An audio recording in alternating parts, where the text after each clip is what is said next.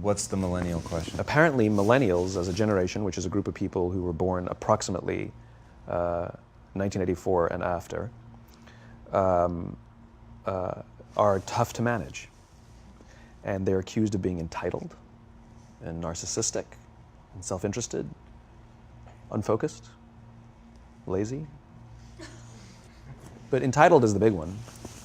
And because they confound leadership so much, what's happening is leaders are asking the millennials, what do you want? And millennials are saying, we want to work in a place with purpose, love that. We want to make an impact, whatever that means. We want free food and beanbags.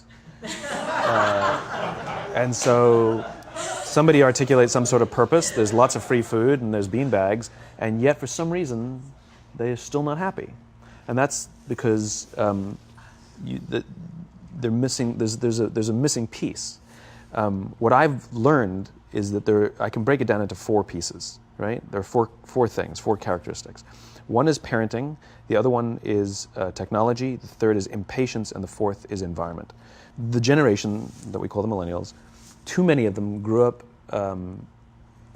subject to, not my words, failed parenting strategies.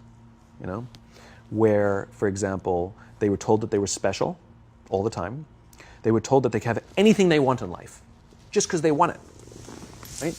They were told, some of them got into honors classes, not because they deserved it, but because their parents complained. And some of them got A's, not because they earned them, but because the teachers didn't want to deal with the parents. Some kids got participation medals. You got a medal for coming in last, right? Which the science we know is pretty clear, which is it devalues the medal and the reward for those who actually work hard, and it actually makes the person who comes in last feel embarrassed because they know they didn't deserve it, so it actually makes them feel worse, right? So you take this group of people, and they graduate school, and they get a job, and they're thrust into the real world, and in an instant, they find out they're not special, their moms can't get them a promotion, that you get nothing for coming in last, and by the way, you can't just have it because you want it, right? And in an instant, their entire self-image is shattered. And so you have an entire generation that's growing up with lower self-esteem than previous generations. The other problem, to compound it, is we're growing up in a Facebook, Instagram world. In other words, we're good at putting filters on things. We're good at showing people that life is amazing even though I'm depressed, right? And so everybody sounds tough, and everybody sounds like they got it all figured out. And the reality is there's very little toughness, and most people don't have it figured out. And so when the more senior people say, well, what should we do? They sound like, this is what you got to do. And they have no clue, right? So you have an entire generation growing up with lower self-esteem than previous generations, right?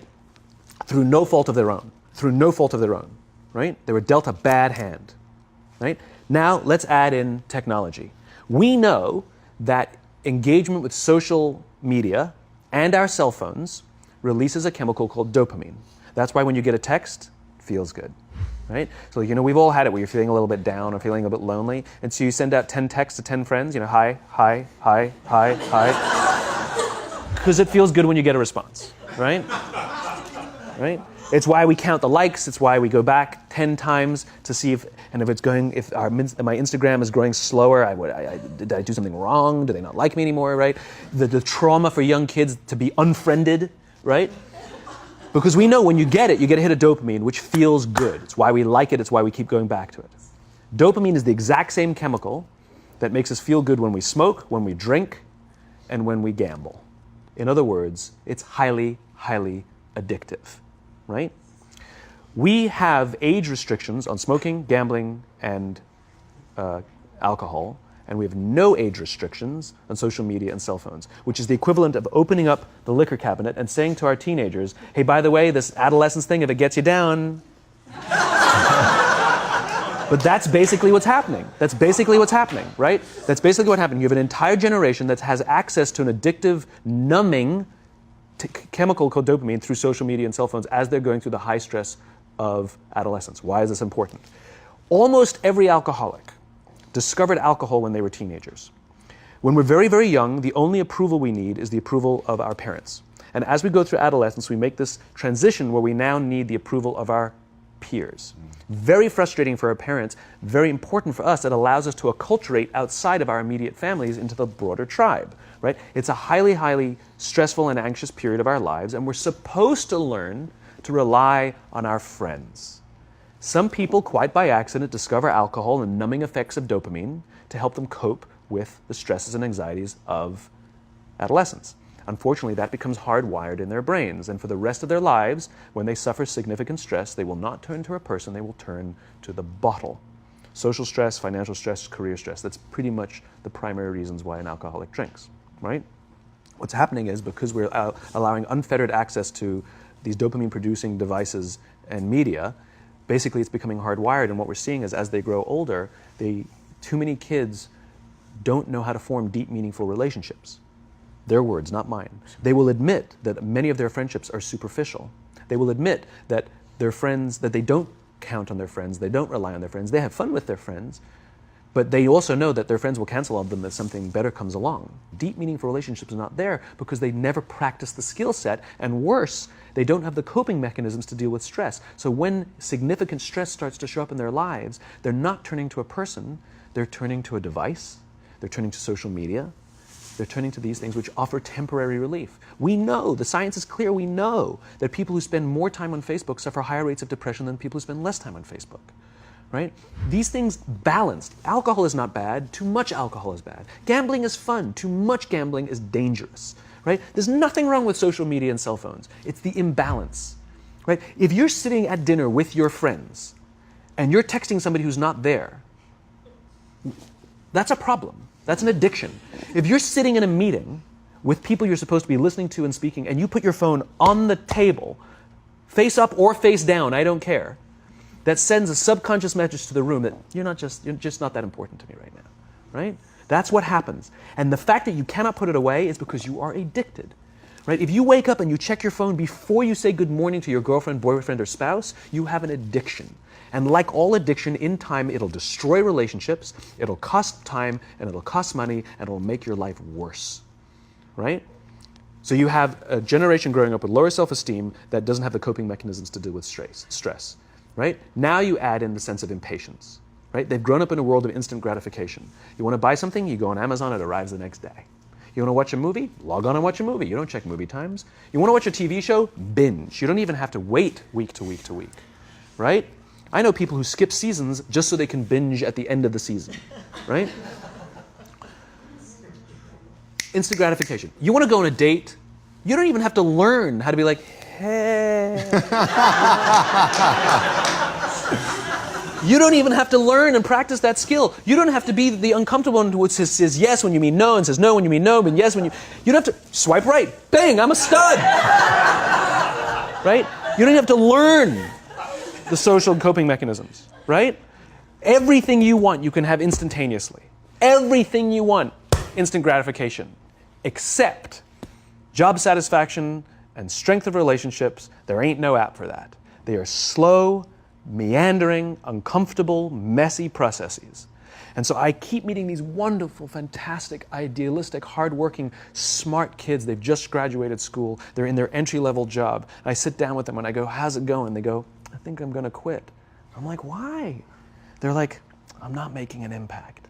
I'm like, you've been here 8 months. You know? It's as if they're standing at the foot of a mountain and they have this abstract concept called impact that they want to have in the world, which is the summit. What they don't see is the mountain. I don't care if you go up the mountain quickly or slowly, but there's still a mountain. And so what this young generation needs to learn is patience.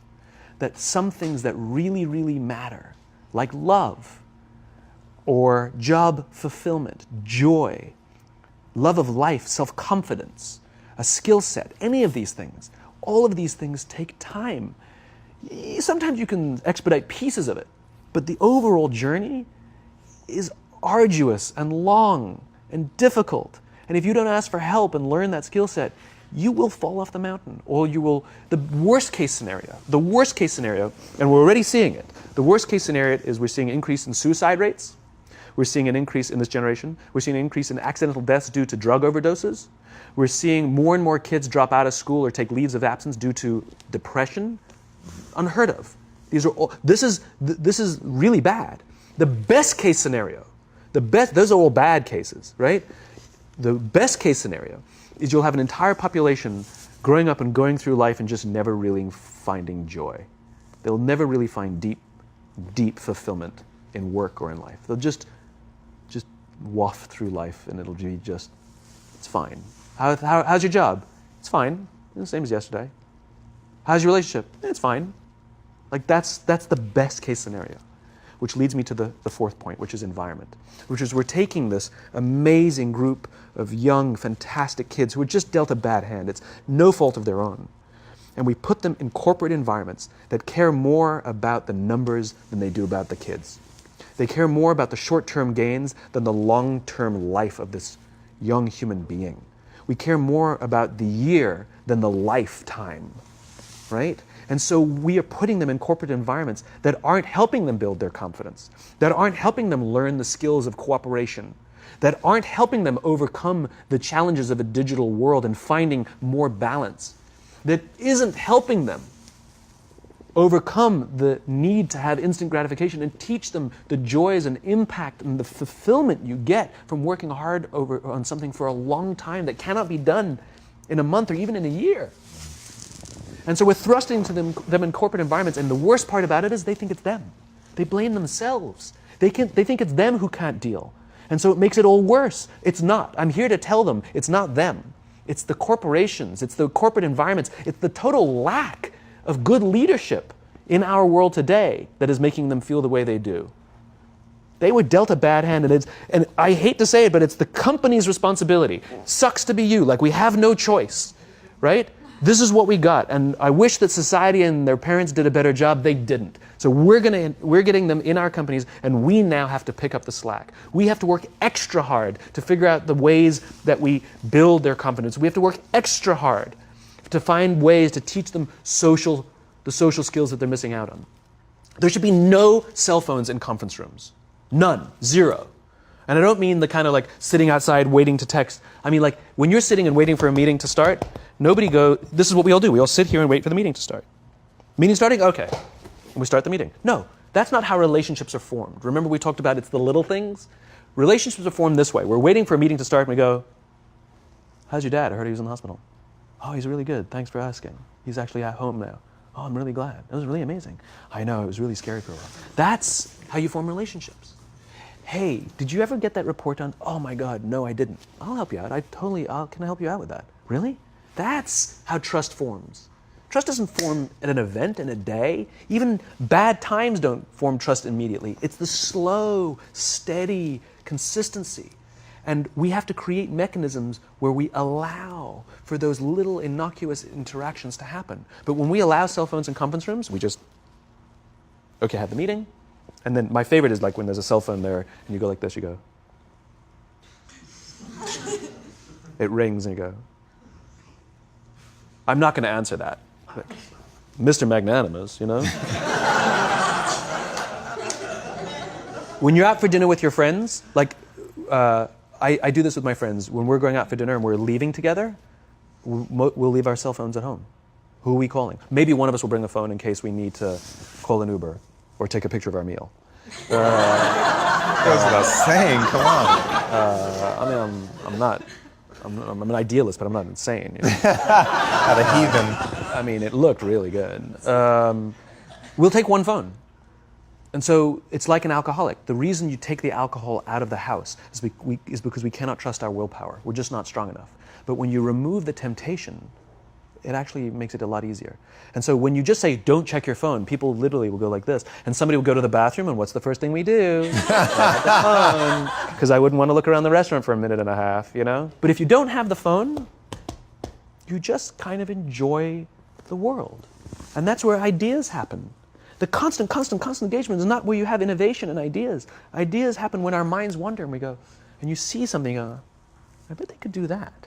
That's called innovation, right? But we're taking away all those little moments, right? You should not, and none of us should charge our phones by our beds. We should be charging our phones in the living rooms, right? Remove the temptation. You wake up in the middle of the night because you can't sleep, you won't check your phone, which makes it worse. But if it's in the living room, it's relaxed, it's fine. But it's my alarm clock. buy an alarm clock. They cost $8, right? I'll buy you an alarm clock, right? But the point is we now, in industry, whether we like it or not, we don't get a choice. We now have a responsibility to make up the shortfall and to help this amazing, idealistic, fantastic generation build their confidence, learn patience, learn the social skills, find a better balance between life and technology. Because, quite frankly, it's the right thing to do.